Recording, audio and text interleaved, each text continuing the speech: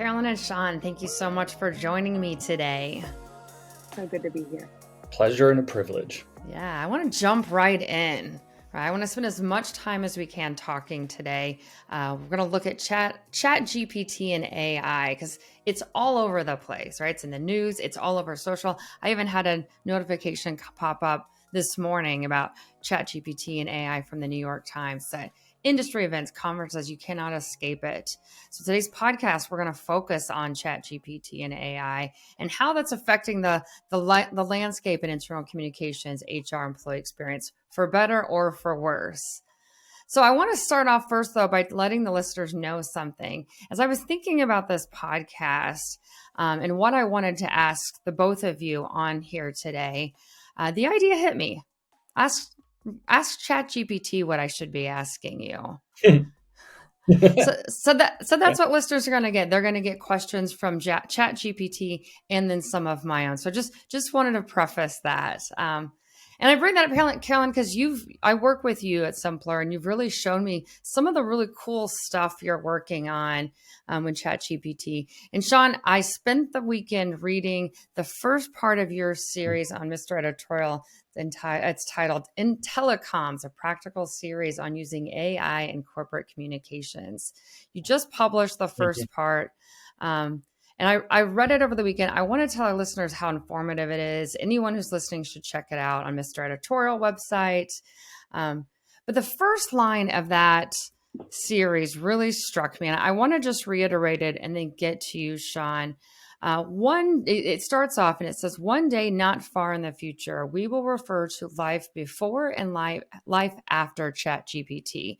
I believe the release of this generative artificial intelligence platform in November 2022 was a watershed moment in human creativity and innovation, akin to the introduction of the affordable personal computer and maybe as disruptive as the printing press." So Shaun, let's start with you. Right. What is ChatGPT? I feel like we hear that phrase so much, but can you sort of help define it for our listeners? Yeah, the boring answer is that it's an artificial intelligence language model that's been trained on a vast array of text. It's been designed to understand and generate human-like responses based on the inputs it receives. The more interesting answer is that you can think of it as a virtual assistant that can engage in conversations with you. It can understand your questions, statements, and prompts, as long as you're using natural language, and then provide coherent responses and generate text that's contextually contextually appropriate and sort of simulates human conversation. Yeah. Anything you'd add to that, Carolyn? No, I mean, first of all, that opening line of that article that you wrote, Shaun, I read it and I was like, yep, that's it exactly. I mean, I think that's key. And the only thing I will say, and I know we're going to get into this, is I think you get out what you put in. And I think that's what's key about, a generative human modeled AI, basically. But I know we're going to get into all that. But no, I mean, he covered it. That's pretty good. Carolyn, when you say you get out what you put in, can you describe what you mean by that? Yeah, I mean, I think I've been using it for a while and really just trying to oddly break it, which is never going to happen, I realize now. But um, you really, first of all, you get two choices here. You can think about what you put in as your prompt, or you can just play with it. But my point is, if you really take a minute to think before you ask for something, or you ask it to review something or change something, I think you have to do the thinking. And so that's what I mean by you get it out what you put in. Sure, if you just put in, tell me this, you're absolutely going to get something back and it may be helpful. But the more you can kind of think about what your end goal of what you're trying to get out of it, the better I think your results are. And then certainly that learning that it's doing, which is both, I know we're going to talk about kind of the fears around it. Some of that, it does start to learn some of that language and it only gets better. And so as you're asking with whether it's ChatGPT or in another one, what you're it starts to learn what you're putting in and what kind of things you're liking, and you start to like and prompt it to like great answer, or no, regenerate this answer, or whatever it is, and it starts to really understand what you're putting in and deliver even better results for you. Can each of you explain the role you see Chat GPT playing in internal communications and maybe how people are using it? And Shaun, let's start with you. You know, as you're working on that series, what do you think that how are people using it, and what are the role do you expect it's going to play? Um, well, too soon to fully understand the role it's going to play. A lot of people are asking, for example, on best practices for using AI or ChatGPT, and I'm saying best practices. We're still in experimenting phase. Like we need to design these practices as we go along.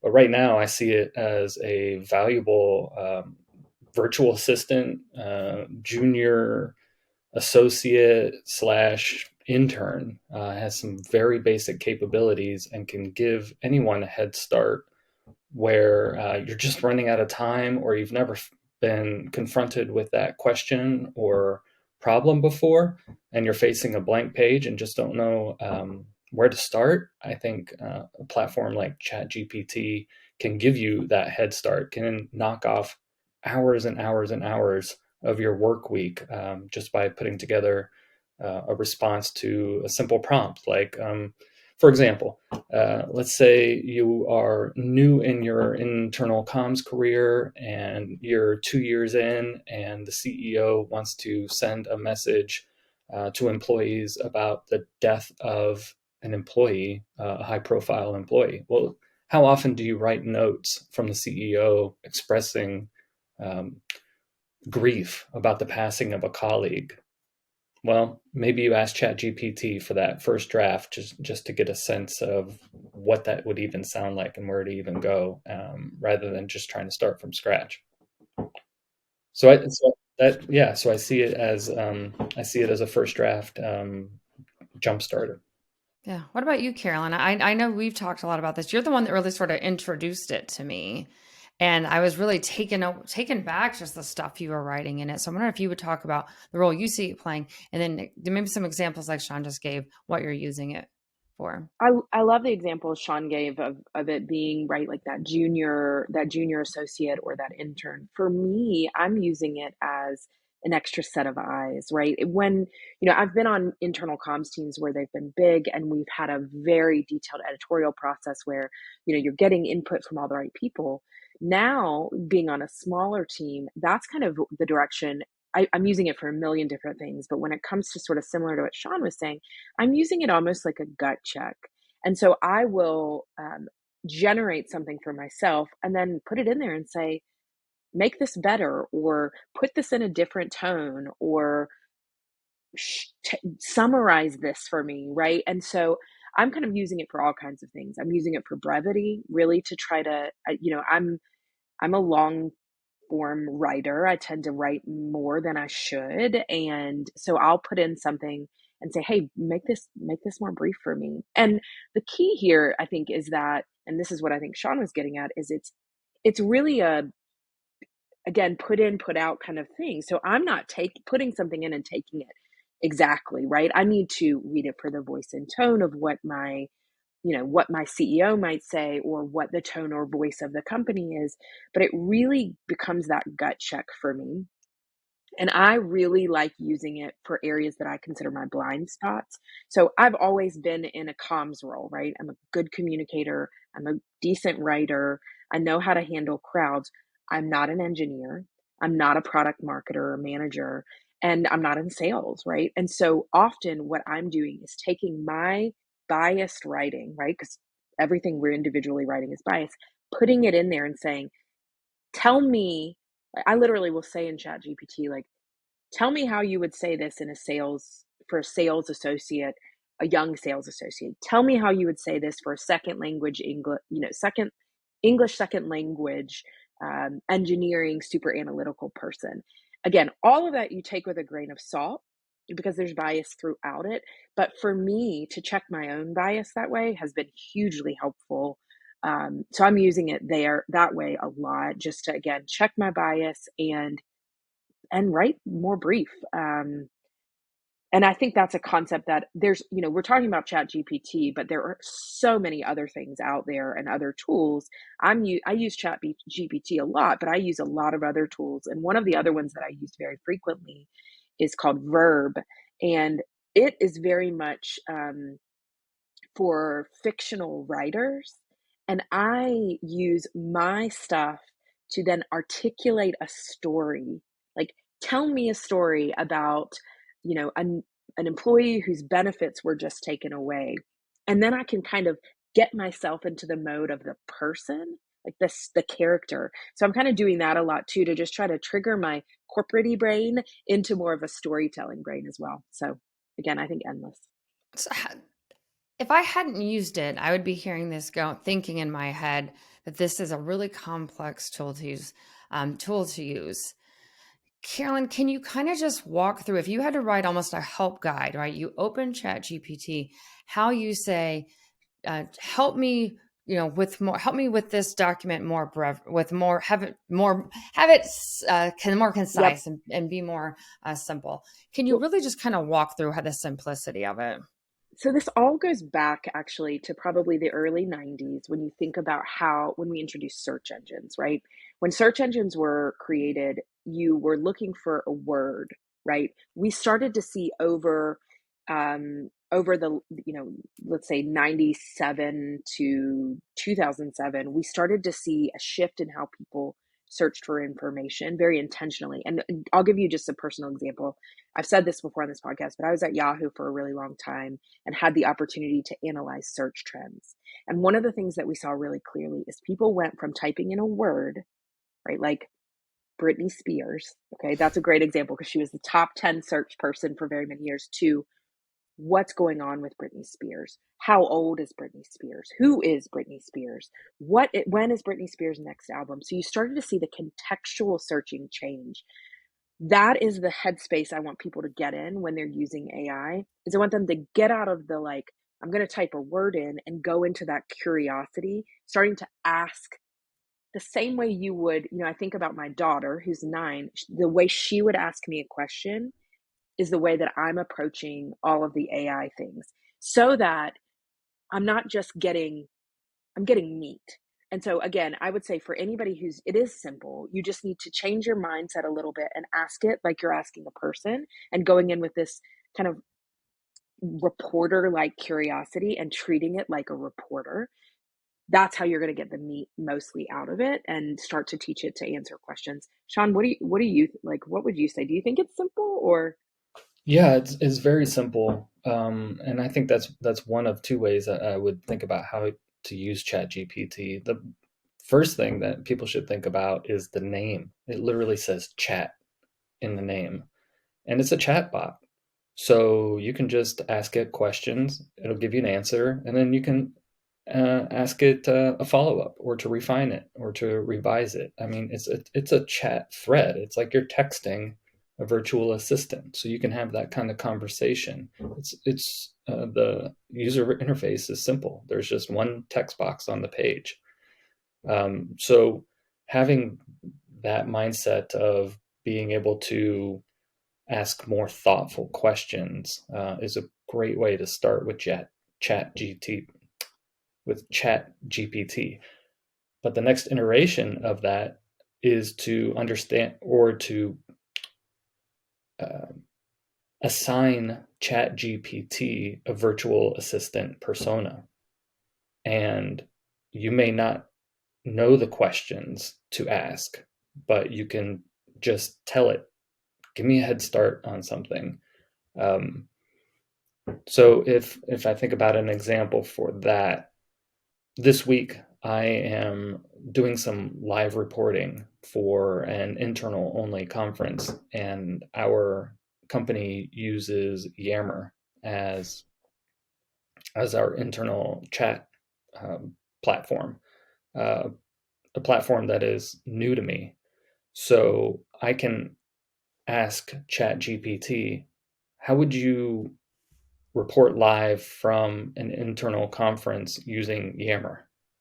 And it gave me an answer, at least something to start with. It was more technical about how to set it up on the back end and use certain features and functionalities. But me being unfamiliar with the platform, like, it just gave me a head start and a way to start thinking about how to use Yammer in this instance. So asking questions and getting more precise with that is one thing, and having a conversation with ChatGPT. But the other is just like, hey, I need you to do something for me because I've never confronted this in my life before. Where do I start? Yeah. I do want to just put in a word of caution, because you're both talking about putting stuff in, copying something from work to get something back. And I think it's important to people hear this more than once, probably throughout this podcast, that you really shouldn't be putting, proprietary information from work in. What are you hearing about that, Shaun? How would you, with our listeners out there, what would you tell them about what you can and can't put into it, or what you should and should not put into it, as the better way to ask that? Yeah, that's a great point, and I should even be clearer with the example that I just gave, because ChatGPT, for example, is banned at the company that I work for. So when I'm talking about ChatGPT in that example, I'm talking about AI in general, because there are a lot of these chatbots out there. The second is, I absolutely do not put any information about my company into any of these AI platforms. With that example about how do I, how do I provide live updates from an internal conference using a certain chat platform? There's nothing about my company in that kind of prompt, nothing about my CEO, nothing about the products we make, nothing about our employees, nothing about where the conference is happening. The reason you want to keep this kind of information about yourself, your personal life, and your company out of these AI platforms is that they own the data. The information is stored on their servers. It is vulnerable to cyber attacks. And the last thing that you want is to be compromising your company or your personal information should, a leak occur. Yeah. Carolyn, anything you want to add to that? A couple things. I mean, I think one, it is a little bit of the wild, wild west, right? I mean, I think it is a little bit, it is certainly worrisome. I agree with everything Shaun said. I think recently chat GPT, which, my goodness, we've tripped over the name so many times, which is funny. It makes me think like, we gotta call it something different, which most people are, right? You think about, like, people are naming it something different. That's a whole nother conversation. But couple things. One, there is an incognito mode that can be used. You can turn off any record of your chat. So that's some options. There's some articles in the last couple of weeks that talk about that.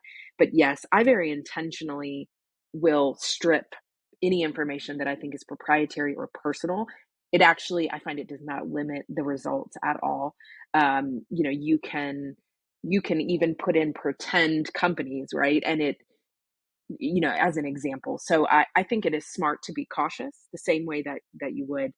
I also think we're going to see people who are more cautious in life, right? So I'm one of these people where my mother will never give me her credit card information over text, right? And I think, I find that to be silly. It's not silly. I think it is absolutely a warranted fear. I think it's the same kind of thing. You're going to see people who are more comfortable. I just think we don't know what the results will be. And I think Shaun's warning there is it it's risky. And so I think just being smart about it, the same way you would treat anything external that's internal, you should be treating it in that same way. But check out the incognito mode and the ability to turn off your chat record and history. That's one kind of quick tip you can do. And I would encourage people to be using it on their personal devices, making that choice for themselves and not necessarily their corporate given, devices. Let's move into our segment, Story Time. Welcome to Story Time. Story Time. Let me tell you a story. Shaun, I gotta say it, you're Mr. Editorial. That shouldn't be a huge shock to anyone. I mean, your name and your bio and your About Me stuff is on Mr. Editorial. I'm a huge fan of Mr. Editorial. I look forward to getting your newsletters and going through your published content. I use your archive almost like it's its own Google, just to see what's out there, what I can pull from, what I can learn from. It's an amazing resource for folks. If any listeners haven't gone there, just go to Mr. Editorial and check out his website. You're an important thought leader in this space, as is Carolyn. But for our listeners, can you just talk about, maybe who don't know what Mr. Editorial is, can you give us a brief overview of Mr. Editorial? Yeah, and thank you so much for being a devoted reader and for those compliments. Mr. Editorial started almost exactly 3 years ago in May 2020, right when the pandemic was starting to rage. And it started as a lead gen, honestly. I had transitioned to do some independent consulting. My now wife and I knew we were moving to the West Coast, where I had limited name recognition. So I decided I would start a newsletter to start and get my name out, to do some lead generation prospecting for some consulting work. But it's evolved. It now has thousands of readers from all around the world, which shocks and surprises and flatters and humbles me. And I think, the thing that there are three things that make the newsletter succeed. One is that I'm providing tips and best practices and tricks for communications professionals, which we need because all of our work is behind firewalls, and it's really hard to Google for examples and screenshots and on how to do our job and see how other people are doing it. So people are desperate for this kind of information, and I try and help them out that way. The second is I'm a practitioner.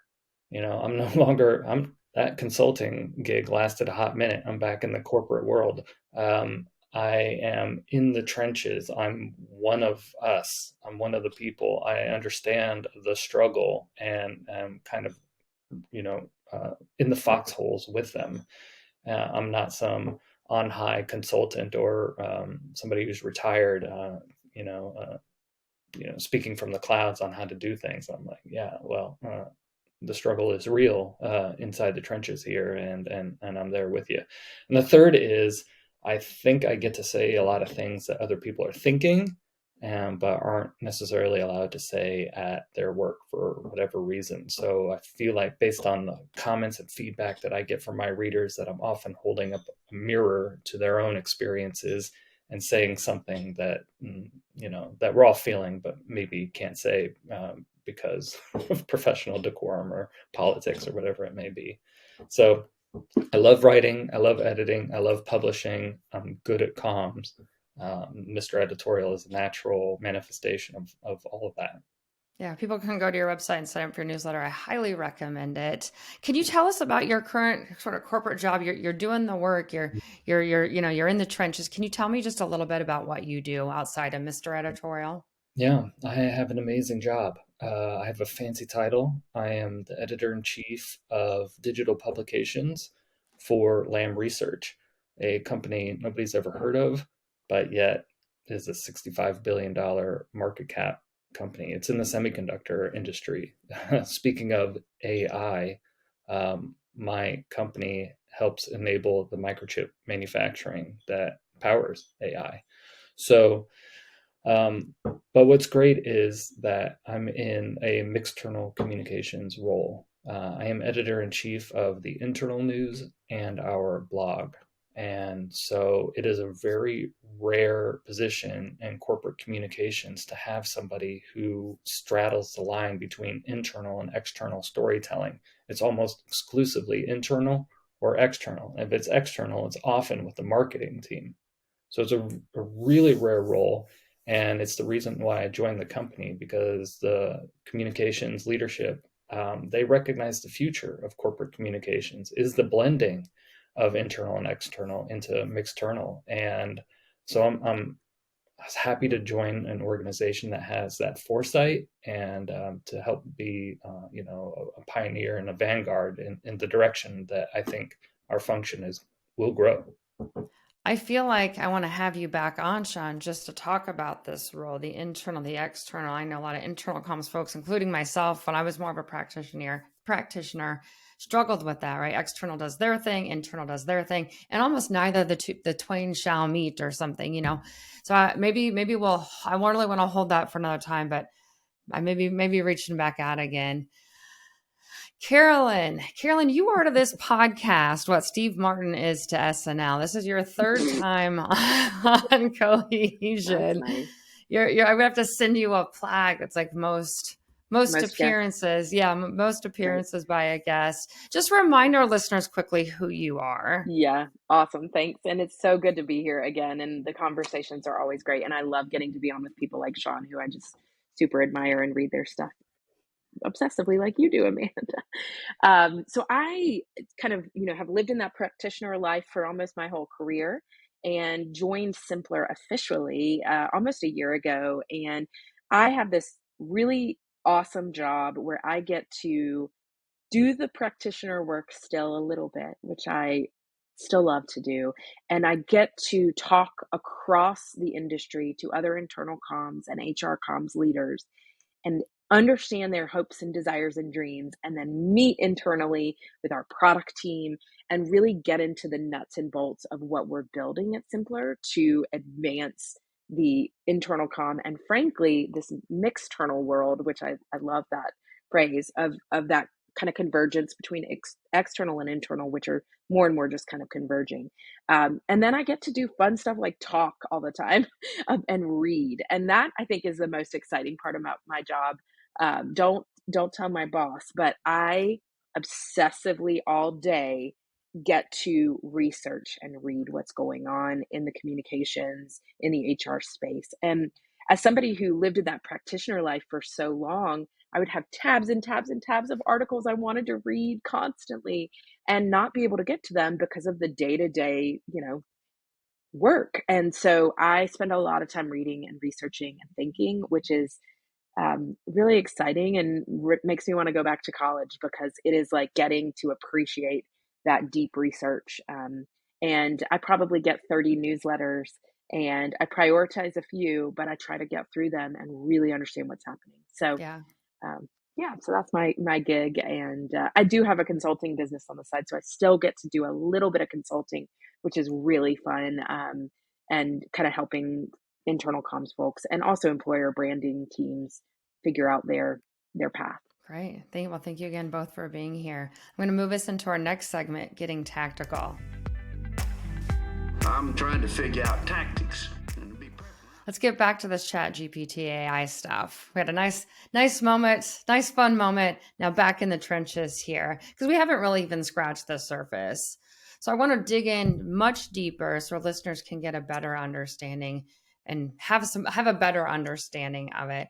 What are some ways you two both see ChatGPT AI has already begun to improve and transform internal comms or HR within companies? Carolyn, let's start with you. Yeah, I think the two biggest tactical ways that I'm most excited about right now, and again, this changes every day. I think the possibilities are so exciting, but two kind of tactical things. One, I don't know how much time I've spent in my career creating FAQs around every single topic all the time, spending so much time doing that. And very, very tactically, I am using ChatGPT to create FAQs constantly. And it is saving tremendous amount of time. And just to get really specific, things that I'll do is I'll put in what would, and I gave this example with the personas. So I keep a persona in my mind and I say, okay, what would, a mid-level sales associate ask about X, right? Their boss is leaving, their company is going public, they missed their numbers, whatever it is, and it auto generates. And I will even tell it how many, give me 10, give me 30.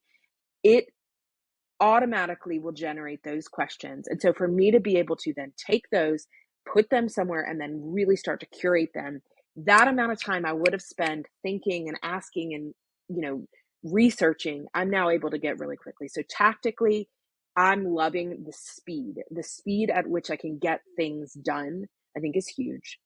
And then second, for me, the biggest thing I'm using it, and I talked about this, is gut checking bias and really trying to, how is this, put in a message, and again, totally anonymously, right? I'm not letting people know who it's coming from, but putting in a message, if you were in this role, how would you receive this message? So again, I'm kind of very tactically using it for those quick auto generating things for me, and then gut checking, persona based things. I know this seems like an obvious answer, but I just want to ask it. How long does it take to get the information back when you put in specifically those questions, or that persona with that In, problem? Instantaneous. It's instantaneous. Okay. I mean, literally, it is instant. Now, I will refine my question, and this is what I think we were talking about earlier, is like, you have to shift the way you're asking questions, and really, as Shaun shared, thinking about it like a conversation. It is a chat bot. So thinking about it that way. So I forget that. Once I'm in the flow, then I can ask, and it will just continually generate based on what I'm asking and refining. But it is instant, literally.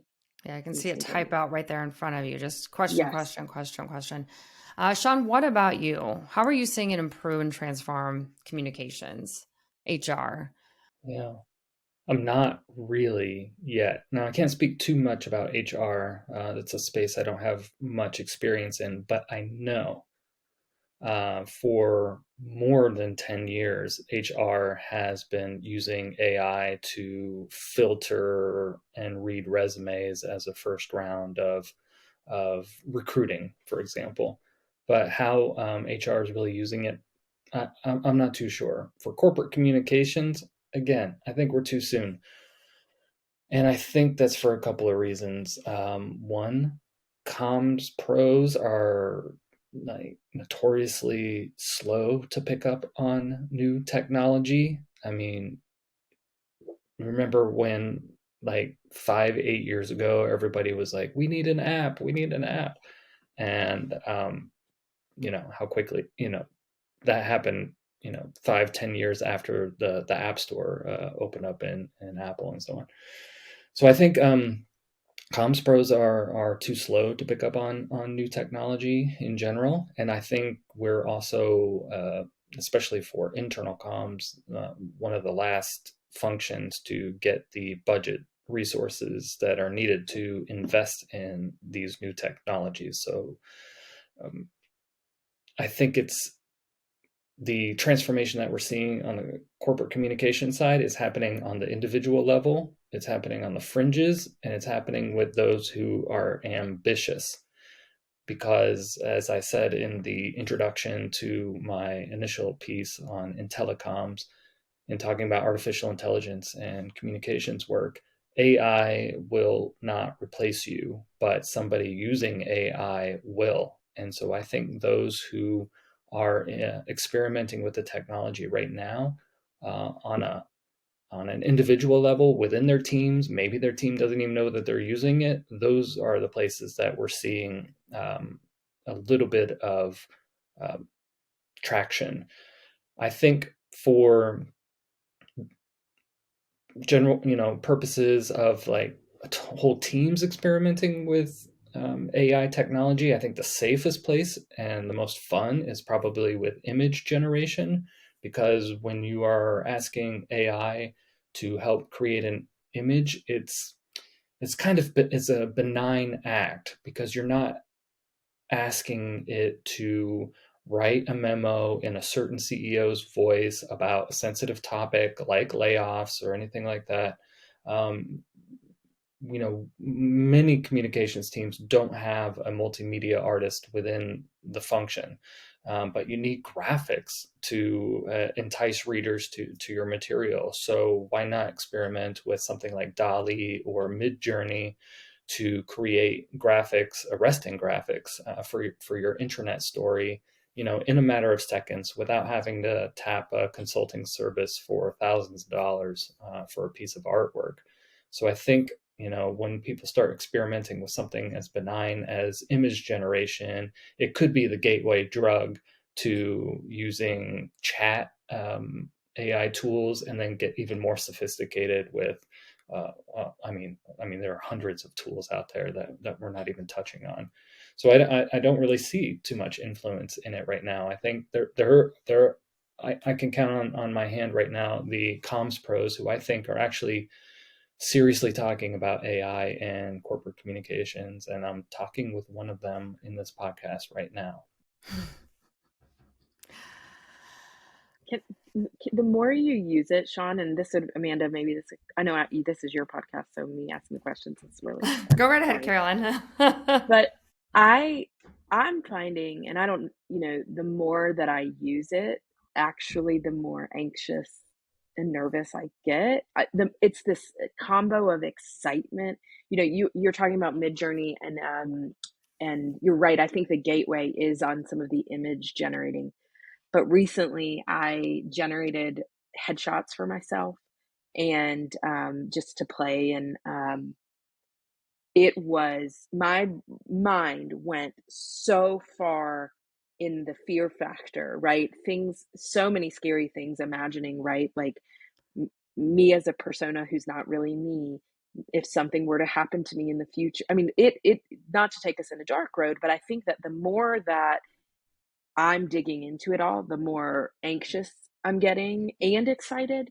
But on the imagery front, as someone that's also a creative on the side and an artist, I'm starting to get super anxious about all of that as well. So I just think we are so much at the infancy of all of this, that you're exactly right, Shaun. I mean, I think we could have the same conversation in 3 months and we're going to have a completely different conversation, because nobody knows. But are you all experiencing that? The more you're using it, is it making you more comfortable, more anxious, both?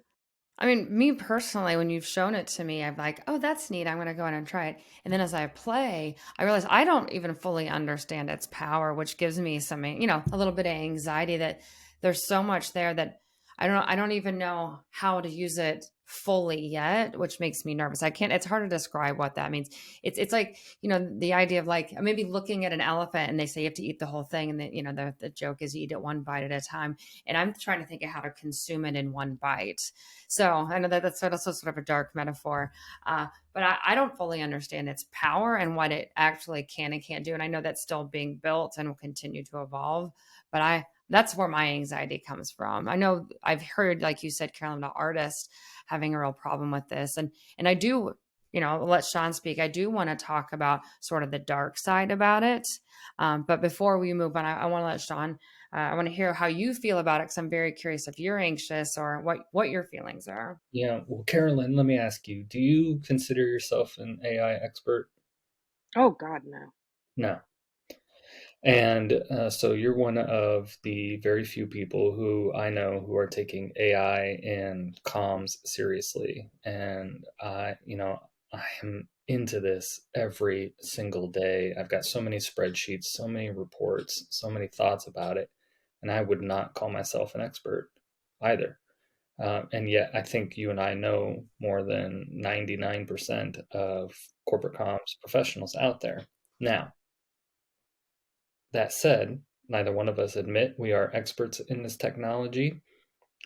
And I look at what the actual experts out there are saying and doing, and they're kind of freaking out a little bit. And, we're recording it on a day in which hundreds of AI professionals signed a one-sentence statement, and it reads, It's about extinction, wasn't it? yeah, it says mitigating the risk of extinction from AI should be a global priority alongside other societal scale risks such as pandemics and nuclear war. And then it's signed by hundreds of actual AI experts, i.e., the people who built this technology. Yeah. And So that story is appearing everywhere, right? It wasn't just on the New York Times. I know that's where I got the notification from. And then I Googled it because there was a paywall. And it's like it's everywhere. It's on like PC Mag, like so I was able to go in and read it. So go ahead, Sean. So I didn't mean to interrupt you. It's just that really struck me as I'm getting ready for this podcast to talk to you all yeah, that they're saying there's a risk of extinction. Not to be a yeah. doomsdayer, but that feels like the ultimate doomsdayer. Well, Doomsday. yeah, and I think there's a couple of things happening there. One is you're going to read about it because it's alarmist, and media loves alarming stories. The second is I think there's a bunch of cover your ass activity happening right now.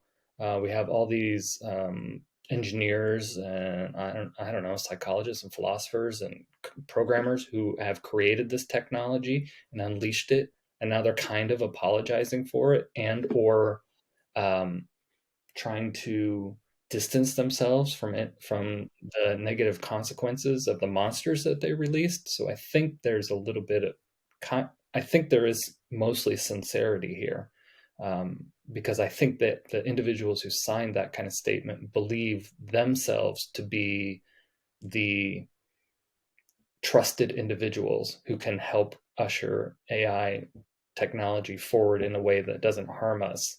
I think they're sincerely worried about nefarious actors leveraging AI technology to do bad things and tear society apart. But I also think at the same time they're like, we were against nuclear war caused by robots. We said so in a statement back in 2023. So don't blame us. But Yeah.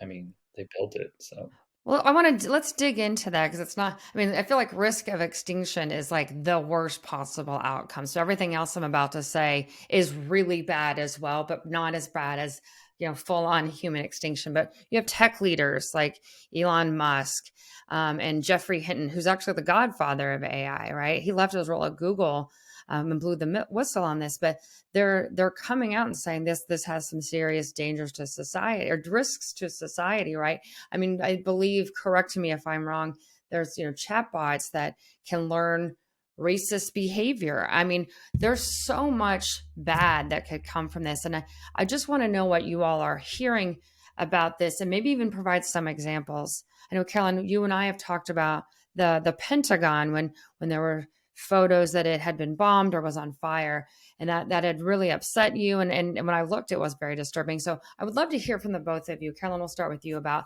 the dangers and what you're actually seeing happen. I think what I go back to is the same fundamentals of everything that I've learned in communications, which is what I call the me questions. I go straight to that. When I think about all of this, like extinction, terrible, terrible, terrible. But I can't even conceptualize that. For me, I go to the things that affect me, right? Things like um, exactly what you said, like the situation at the Pentagon, what that did, what that really, as somebody who's been in media previous to comms, I started to really think about reliable sources and the definition of reliable sources and how that is going to drastically change because of this, and how people are going to have to wade into that reliable sources water that don't normally, right? Many corporations stay away from that space. They're going to have to change their stance and say, look, these are the places that are reputable, right? Or which is a whole nother conversation.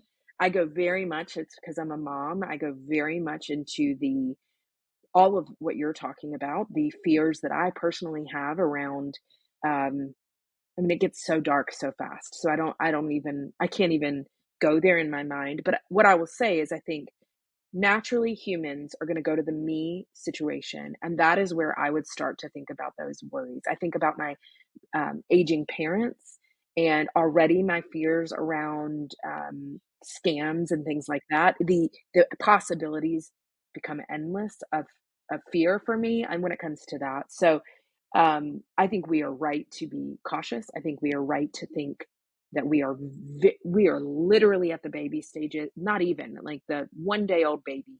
Um, we Like the do not know, zygote phase, before it's honestly. even baby, just zygote in Exactly. utero kind of stuff. Exactly. Yeah. Yet at the same time, I can list all of these fears that I personally have. And I can list a lot of benefits I've been seeing over the last like 4 months that have drastically helped open my eyes. So it is a very complex place, but I think being worried and being cautious is the right is better than being not. I don't even know if I answered your question there, Amanda, because my brain, I just go spin off into the bad scenarios. Yeah. um, but yeah, it's worrisome and exciting. It's confusing. Yeah, it is very confusing. I think for me, that's where that anxiety rests, right? It's right. We're at the intersection of anxiety or excitement and scariness. What about you, Yeah. Shaun? What do you think about some of this? Like, I mean, I want to call them unfounded fears, but it's more like possibilities of what could happen. And what are you seeing? I don't think any of it's unfounded, and anybody who's read Ray Kurzweil's "The Singularity Is Near" should, be should have a sense that the end might possibly be near too if bad actors get a hold of artificial intelligence. I think the most immediate effects that we will see on the negative side are around disinformation, and that's fake photos, fake video, fake audio. Already, platforms like Spotify are removing thousands and thousands and thousands of AI generated music. Um, Russia right now is using AI generated technology to for propaganda in their war in Ukraine. They're using it on the Ukraine side. They're using it on the Russian side. I guarantee you that in the 2024 US presidential election, we will contend with fake video, fake audio, and fake photography, maybe even from an outside actor trying to manipulate the US election.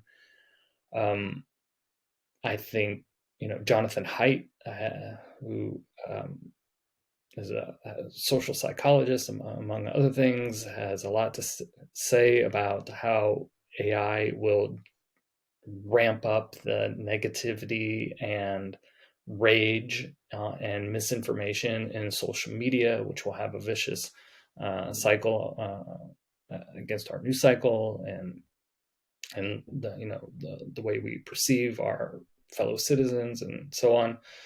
So I think disinformation is the most immediate and real fear for me. I think it has potential to tear society apart. Our American society is already fragile, and I think the volume on this misinformation will be ratcheted up. Ironically, many people are talking about how AI will be needed to spot AI generated content and mark it as valid or manipulated. So that's one thought on like what I'm afraid of. On the other hand, I think when we hear about, on the other hand, I think anybody who's seriously interested in artificial intelligence and its effect on society should approach the individuals who are in the media talking about this with a critical eye. Geoffrey Hinton is considered the godfather of AI. He retired from Google to speak out about the dangers of AI, but guess what? Geoffrey Hinton built that AI.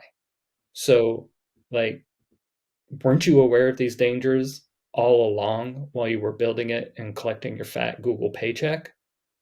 And now that you're doing all right, it's okay for you to retire and speak out about this. Like, where were you when you were building it, for Google?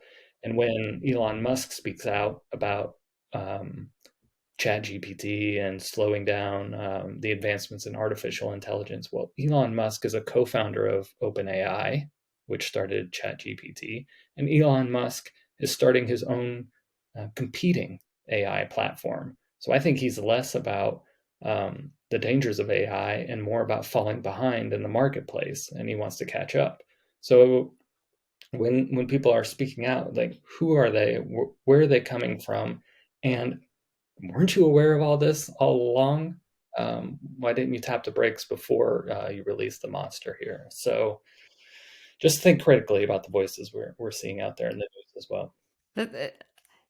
if as a society we could look at what people are saying and then what they're doing privately, if people speaking out against A, but then they're profiteering from A as well, that's a very, very common thing happening.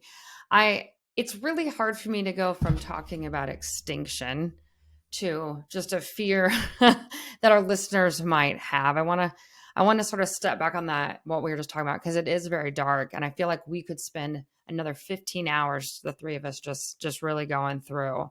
And we could get our tinfoil hats on and some of that. But no, seriously.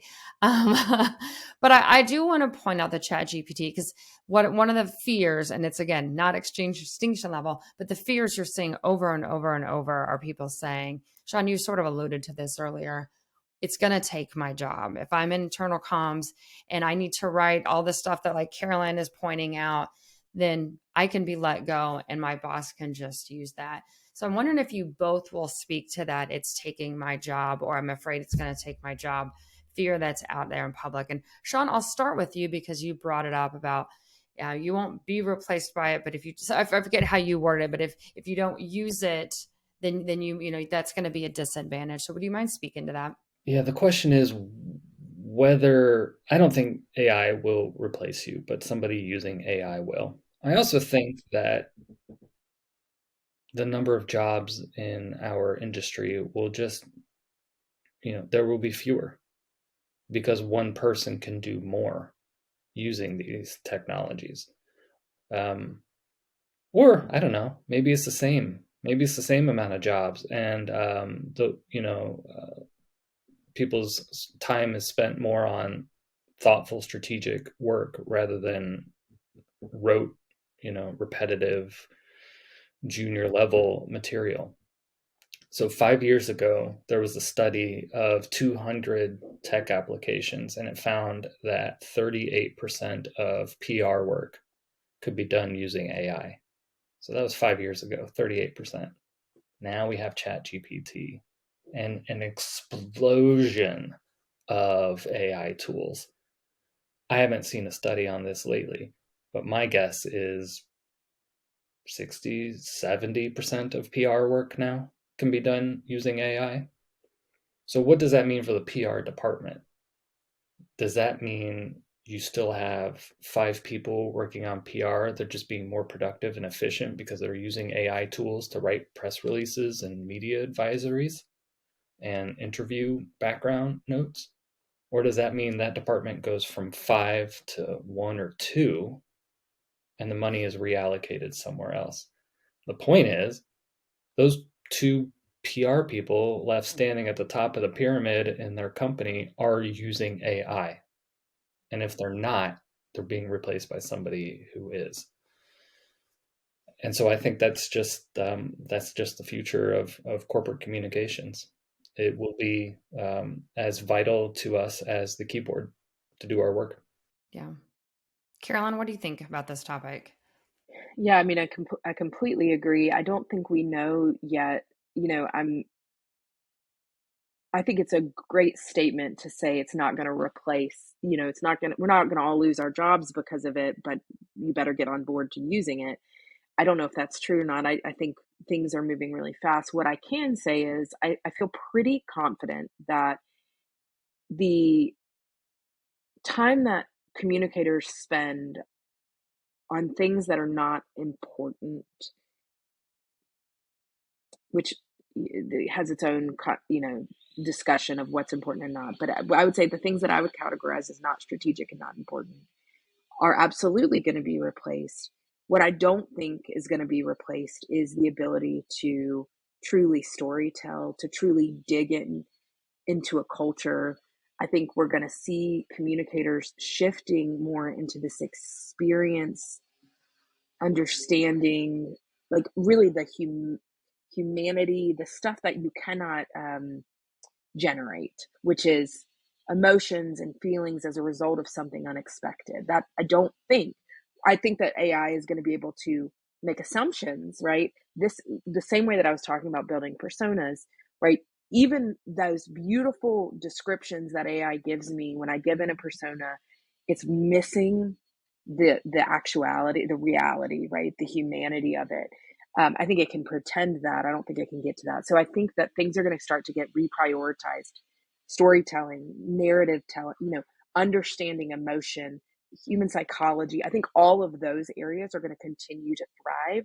I think your ability to work fast, your ability to write quickly, your ability to create bullets, stuff like that is going to, yes, absolutely is going to go away. But I think I have to hope, and I kind of living in this hope that the part of my job that I think is the most meaningful, which is connecting with people, telling a story, understanding the human psychology of the workplace. I have to imagine in my heart that that's not going to be replaced, and that some of the other things are. I still think we don't. I think we don't know. And I think that fear is what is making people say, like, oh, it's going to take my job. Well, then get smart, like start using things, start exploring, start reading, start playing and testing, and also start honing what it is that can never be replicated, which is again, that humanity, that empathy, the things that make a lot of the communicators great communicators. Figure out what those things are and really hone those, as opposed to your ability to write briefly or to write well or to write in a certain voice. That stuff is just going to become, I think, irrelevant a little bit.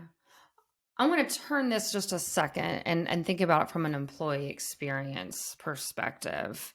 We're sort of we just finished the conversation about how is it going to impact my job, but then as an employee, if your company is using AI, ChatGPT or AI, how might that enhance my employee experience or employee engagement at an organization? I guess the question is, and maybe do they know? I mean, I think most people are not gonna know. I think that when it comes to sort of generative AI, when it comes to some of the below the surface things like being able to perceive a tone, a feeling, a sentiment based on a comment or a reaction, I think we're going to start to see, hopefully, quicker responses from organizations in addressing culture concerns, feelings, stuff like that.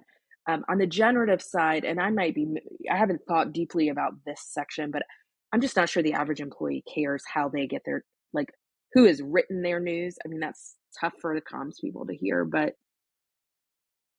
I don't think they know if Amanda wrote it or I wrote it or Shaun wrote it. They probably think the CEO wrote it, to be honest. So, I don't know, Shaun, what do you think? Like, Agree with that. Employees don't care where the information comes from as long as they get it. Many may or may not be able to spot generative content. I know when I used DALL-E at the beginning of the year to create artwork to accompany an intranet story. Hey, look, it's a tech company. A lot of people spotted that it was DALL-E generated art, and actually, the artwork in that story generated more comments than the actual content. I think people were just happy to see DALL-E appear on the inside. But I think you're right. AI is going to have a bigger role to play in workflows and information sharing with employees, and they again may or may not realize that AI is under the hood powering all that. General Motors did a study a while ago on what they deemed social AI, and how documents, information were surfaced for employees on the desktop. And what they found was, AI revealing these documents or people connections, employees or projects that they didn't know existed, but were popping up in their feeds because of keywords and history and browsing. It made them more productive, more efficient. It actually increased their happiness. It decreased attrition among that workforce and increased the quality of the output. So I think AI will actually have a bigger influence on how employees connect with each other and share and find information and it's the generative AI that they could probably care less about. The only other thing I was going to say, I think that is going to have an impact is context, and I think um, the ability to get quick context on things, either both internally and externally, I think will also impact the employee experience. We as communicators spend a lot of time, right, thinking about you're putting information out, you try to share the context of that as it relates to things in the past. That's a process, that's a long process that we spend time on. I think that AI is going to speed up that contextual understanding, which I think speeds up workflow productivity, and I think is going to cause even more um, engagement, both negative and positive. And or if you could say engagement is negative or positive, but engagement, right? Because they're going to have more context that they didn't have before. And I think that communicators are going to need to be even smarter, because people are going to have context that sometimes they didn't even think of, related to history of a company, related to a specific situation. So I think that's going to be another one to really kind of keep an eye on, is as more and more people get comfortable with the idea that they can get more context on things, that they're going to use that context, as they should, to push their employers, to push their bosses, their managers for even more context. I think it's going to be a bit of a cycle that I don't think many of us are prepared for yet. Can you give me an example of that, Carolyn, what you're talking about? Yeah, so, if you really basic, let's say you put out, you're really trying to, rally your employees about the quarter you've just had, right? You've had a really, really great quarter. You go out and you've got a communicator who does their research, right? And they say, this is the best quarter we've had. You know, here's X, Y, and Z. Very, very quickly, people are going to be able to, if they're interested, and again, there is an inherent interest that has to happen, to say, oh, hey, ChatGPT, give me the entire rundown of every quarter for the last 15 years of this company, the pluses and minuses. And I think they could come back and say, well, hold on a second, this quarter absolutely was great, but based on all the research I did in 2 seconds, it looks like 15 years ago we had a very similar quarter that had the similar results, and then we had a big dip, or like, again, something. It's just the ability to access information quickly, distilled, without the depth of research.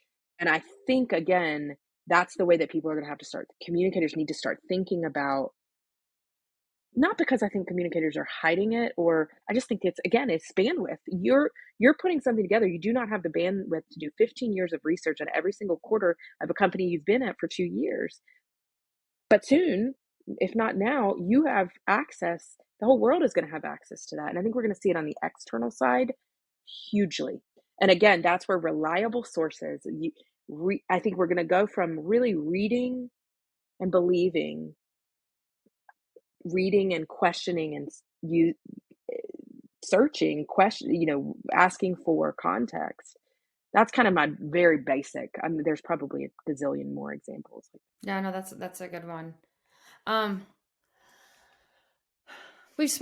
We're running low on time here. We've spent a lot of time, and I honestly, we haven't even scratched the surface. I mean, I think I've gone through like 5 questions that I had for you all, and one of them was tell me about what you're doing now. I want to just we've talked about all the stuff it can do. Again, not even scratching the surface, but there are things that we know already that we know it can't do right now or won't be able to do in the future. Shaun, let's start with you. I don't know about the future, but right now, as we've mentioned before, it doesn't understand context. It doesn't understand the context of your organization, and so the output from something like ChatGPT may be inappropriate. Most importantly, it's not creative. Generative AI creates content based on content that already exists. It doesn't have much ability to come up with something original. And that's where the human using AI or not can stand out against this technology. And the other thing is, like, generative AI doesn't handle rare events very well. Because again, it's basing its answers on things that have already existed or happened. So if you confront an activity or an event or a circumstance that you need assistance with that just hasn't happened before, you're not going to get much help there. So those are some of the things. And, it can't love you. Yeah.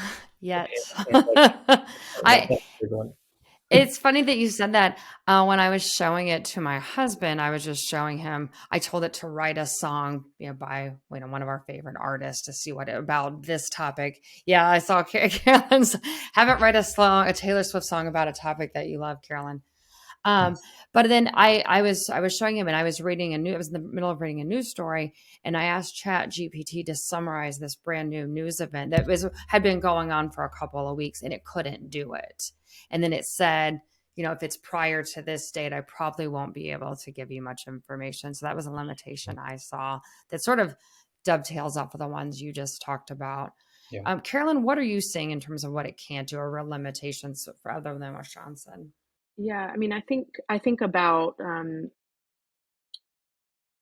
writing on behalf of someone. So, for example, our CEO has a very distinct style and voice, and I think it can learn his style and voice. Absolutely, and generate things that sound just like him. What it cannot do is account for the day-to-day flux of our personal emotion, our personal changes in context and thought. And so I think that I could ask it to generate something really, really on like nail on the head from our CEO, but it cannot tell me how he's feeling that day and how that feeling influences the way he's directing the company in that moment. And that is going to come from two things. It's going to come from the individual, and it is going to come from the human connection that somebody has with that person to understand and talk to them in that moment. So I think we can get really close to really replicating voice and tone of a person, but we're not, AI is never going to be that person, um, and have those same human interactions, fears, joys, and which it ultimately influence. And then 100% what Shaun said about the creative piece. I I don't consider myself a creative writer, but people that I know who are, I read something they've written and I know they've written it. And there's authors in history that we've seen this. Um, I have never once read something by Chat GPT, by generative anything that I've thought that is miraculous. Like that, I've never seen anything like that. It is always, I can spot it in a second.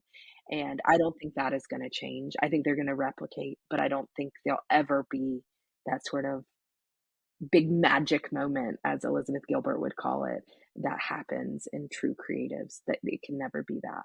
Yeah. It can try, and it's going to try, and it is trying now, but it's Yeah. not going to get there. Yeah. I think as soon as the first time you do something like come up with a list of FAQs, you see, I don't know if the generic is the right word, but almost, yeah, Absolutely generic. not creative, generic that it comes with. It's like you both have said, it's a great starting point.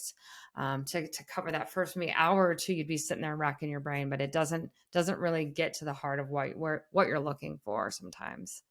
Well, let's get into our last segment, asking for a friend. Asking for a friend. Hey, asking for a friend. I want to make sure that our listeners understand sort of what's at stake here. So I'm wondering if either of you have resources that we can point folks to about security and ethics when it comes to AI Chat GPT. Shaun, let's start with you. Well, let me preface this by saying ethics and security are very specialized areas around AI, and I wouldn't expect any comms person to become an expert in this area. I mean, we do a lot of communications with our employees within organizations. Are we experts in organizational psychology? We use technology platforms? Are we necessarily experts in cybersecurity, or do we understand supply chain ethics, around the computers that we're assigning to new employees? So I wouldn't ask our fellow comms rads to freak out about not being expert in the security space around this, but I do think they should have some general awareness and knowledge of the topic. And if you're listening to this podcast and you're already on the right track, I think if you just follow Sam Altman, who is one of the founders of OpenAI and the creator of ChatGPT, I think he's doing a very good job of trying to explain the ethical concerns around his company's technology. He's on a lot of podcasts. You can find him in the media. Seek him out. I think he is a thoughtful individual. And he was recently testifying in front of Congress about this very topic. I think IBM has a good primer on AI and ethics. So you can just Google IBM primer AI ethics and you'll find it. And I think if you want to get into the weeds around cybersecurity, ethics, and technical concerns, you can go to Anthropic's website. Anthropic is another AI technology company that actually tries to be ethically minded in their output. So they have a lot of white papers that are generally readable by a lay audience. Okay. Carolyn, anyone on your list? I mean, I think for me, there's a couple of really simple things that I'm doing. One, very basic, I've set up Google Alerts with a gazillion keywords related to sort of the AI in general, but also some of the ethics. So that's one, right? Like at your basic, even reading headlines is helpful. I think you need to have it somewhere implanted in the back of your mind to be thinking of. I get a ton of newsletters on this topic. Some are helpful, some are not, but almost always when they almost always touch at least once a week on something related to ethics and some of the fears and concerns. So I just try to really keep myself up to date. I also have been, I don't have this set yet. I wish I did so I could share it with everybody, but I've been kind of trying to track some of the leading higher education professors and researchers to see what they're putting out. Many of them are not putting out a lot yet, for the same reasons that Shaun just said, like, we're nowhere near, this is just again the beginning. But I'm kind of tracking a couple of those people. I'm happy to share once I get my list complete. I'm a big fan of just following researchers in general. So I'm just trying to really get as much as I can. I wish I had the energy to read white papers. I'm too busy reading all these newsletters, I guess. But I think, again, you can just use ChatGPT to summarize well, them. honestly, it's funny.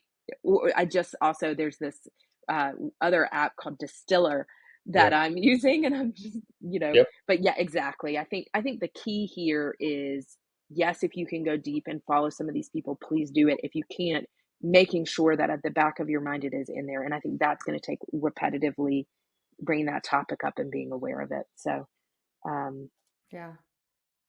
Yeah, Carolyn, I would honestly argue keep it in the front of your mind. I really like that, Shaun, you pulled out, like, since we're not experts in all these very specific topics and industries, it's hard to tell, the ethics and the concerns around very specific parts of this. So, but it's also hard, like we've seen in the media, you got to be careful not to be a doomsdayer when it comes to it. You got to really find a balance to strike. And when you get overwhelmed, maybe step away, because it has a lot of good and a lot of bad, I'm sure, involved in it as well. There's a lot of froth out there right now. And I think if you don't need to stay on top of the day-to-day movements, check in once a week or once every 3 weeks. There's so much to talk about in the news, and it's the hot topic right now. It'll simmer down or settle down, so you've got time to catch up. Yeah. Well, Carolyn and Shaun, this has been so much fun. I really enjoyed this. I think we should do this again. Maybe we could come back on again and get to the 20 questions I didn't get to. So thank you both very much for being here. I really, really appreciate it. Thank you. Thank you. I don't know about Carolyn, but I'm keeping a spreadsheet, and I've got hundreds of AI tools that I'm starting to track, and I haven't even dabbled in 85-90% of them. So this is a landscape that is evolving and is worth reconnecting, retouching, revisiting, regularly over the next couple of years, really. Maybe we come back in a year and we see what's changed, right? Oh my God, everything will have changed in a year. We can do the Maybe assignment 3 months. where you have to re-listen to this first podcast, and then we come back and just sort of like, wow, boy, boy, were we right about this, and boy, were we wrong about this. Yeah. So anyway, before I let you both go for the day, let our listeners know where they can find you. They may have a lot of questions. Where can they reach out to you? That's the best method. Shaun, let's start with you. I'll plug my Substack newsletter again, Mr. Editorial, spelled out, mreditorial.substack.com. If you subscribe to the free version there, you can always hit reply and connect with me that way. Otherwise, LinkedIn. Great. And Carolyn, just a reminder. And LinkedIn is the best way. And then, of course, All Things Simpler and CarolynJordanClark.com. You can get directly in touch. And please do and please call us on things that we didn't talk about, that you want to hear us talk about, or that you think we were wrong about. I think this is the key with this, is that, as Shaun said, I am so far from an expert on AI that I'm hungry to learn. So connect with me and let's learn together. Great. Thank you both so much. This has been great. Thank you both. Thank you. Thank you.